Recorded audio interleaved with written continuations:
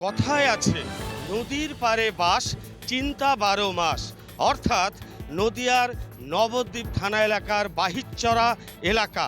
আর এই এলাকায় একের পর এক বিঘেকে বিঘে জমি চলে যাচ্ছে গঙ্গা বক্ষে।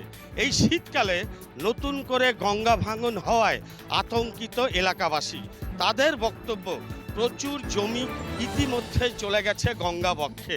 এই নিয়ে একাধিকবার তারা প্রশাসনের দ্বারস্থ হলেও কাজের কাজ কিন্তু কিছু হয়নি। রাজ্যের শাসক দল তৃণমূল তারা দায় ঠেলছে কেন্দ্রের ওপর। আর কেন্দ্রের বক্তব্য যে স্থানীয় যে বিধায়ক তাকেই এই গঙ্গা বাঁধাইয়ের কাজে হাতে হাত লাগাতে হবে। অর্থাৎ এই সমস্ত মানুষগুলো এখন কোথায় যাবে বা কিভাবে তারা চাষ করবে সেই দুশ্চিন্তায় ঘুম উড়েছে স্থানীয়দের। ভিডিও জার্নালিস্ট রতন দের সঙ্গে পলাশকান্তি মণ্ডল, রিপাবলিক বাংলা, নদিয়া।